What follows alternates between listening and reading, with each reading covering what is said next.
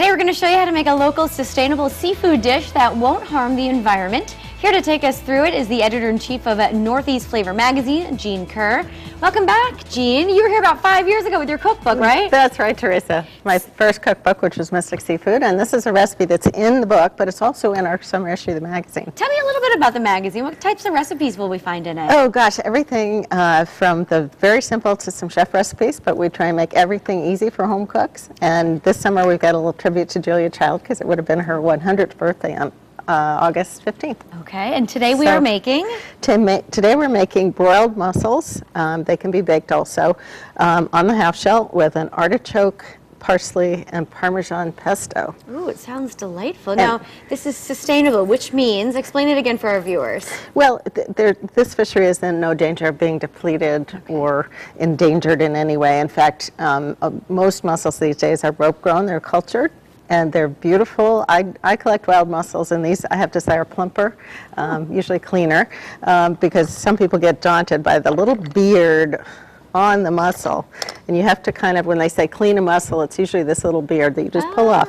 But mostly when you buy them at your fish market, they're very clean, very beautiful, very plump, very tasty. And how did we prepare these? What we do is I just steamed some of the mussels here, and we're just going to open them. And you know they're done when the shell kind of starts opening? Just when it's only maybe 3 or 4 minutes. Okay. Obviously, any that don't open, I would throw away. But if you want to do a little bit of these, just fill this plate up for me. And then we're going to make the pesto. I did a little bit, so we've got our finished dish there. Okay. But it's about a 14-ounce can of artichoke hearts. Okay. And we've got some flat leaf parsley here. You can just tear it up just a little bit before you put it in the blender. A food processor works well. In fact, I had a food processor. Right? That's right. That's right. And I've got some beautiful Parmigiano Reggiano.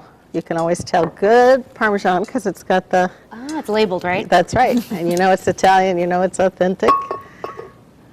And then if you'll just hand me the olive oil, we're just going to whir this around a little bit. Now, Jean, would you serve this as an hors d'oeuvre, an appetizer? I think it's a really nice hors d'oeuvre, and it's super simple, but it's got a little bit of that ta-da factor, you know, when you serve your guests. Sometimes when I'm entertaining, I will just have... We'll just have. Oh no, our blender. Our blender. There we go. We get a little something there. It's not quite working the way it should, but that's okay.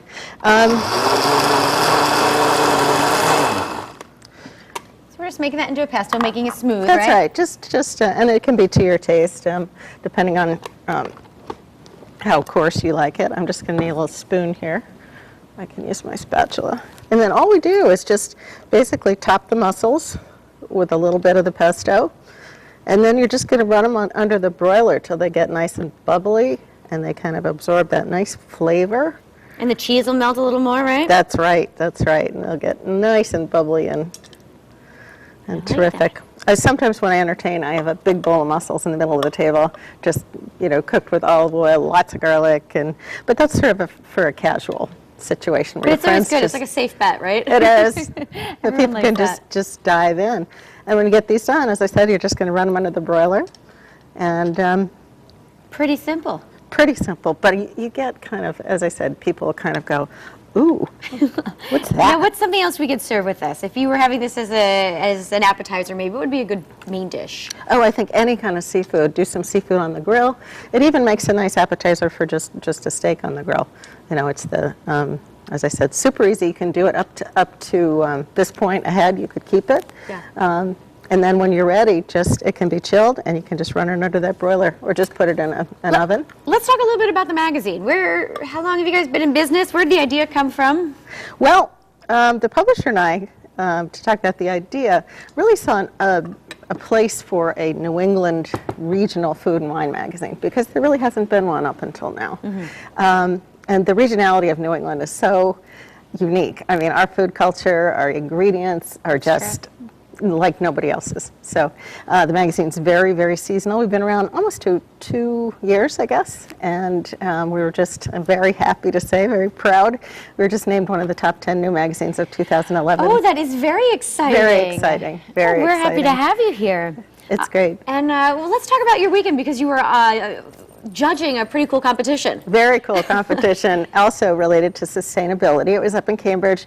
It was an Iron Chef cook-off, I mean, with an outdoor cooking setup. The secret ingredient was redfish. Ooh. And some people may remember that as bait fish. But with the sustainable fisheries movement, we're really trying to get people to recognize underutilized species. I see. And I had some of the most amazing chefs. I bet. Chefs. And then I was at Elm City Market yesterday doing a demo with them, and they were kind enough to provide these right next door. great It's ingredients. A great place. So, all right, well, let's put those under the broiler, and at the end of the show, we're going to have all our guests back, and we're going to taste them. Okay. But of course, we'll have the recipe at WTNH.com. Jean, thanks so much for being here. Thanks for having me. It was